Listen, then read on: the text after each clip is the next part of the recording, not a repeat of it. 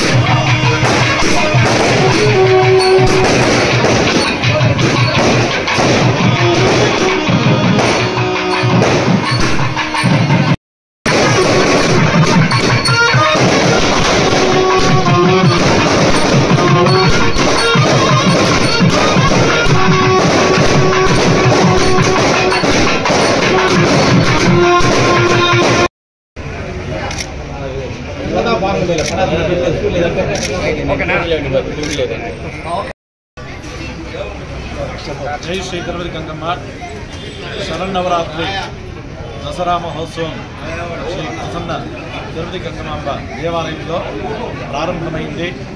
ఈ రోజు నుంచి 10 రోజులు దసరా మహోత్సవం కార్యక్రమంలో అతి వైభవంగా ప్రతిరోజు ప్రథమం శైలపుత్రైతి, ద్వితీయం బ్రహ్మచారిణి, తృతీయం కుంభకంఠేతి, పుష్పాండేతి చతుర్థకం, పంచమం స్కందమాదేతి, షష్ఠం కాత్యాయని చ, సప్తమం కాలరాత్రిశ్చ మహాగౌరీచాత్తమం, నవమం సిద్ధిదాత్రి చ, నవదుర్గా ప్రకీర్తితా అన్నట్టు 9 రోజులు మహావైభవంగా ప్రత్యేక అలంకారంతో శ్రీ తిరుపతి గంగమాంబ దేవాలయంలో ప్రతిరోజు అమ్మవారికి పూజా కార్యక్రమాలు సాయంత్రం 7:30 గంటలకు జరుగుతుంది.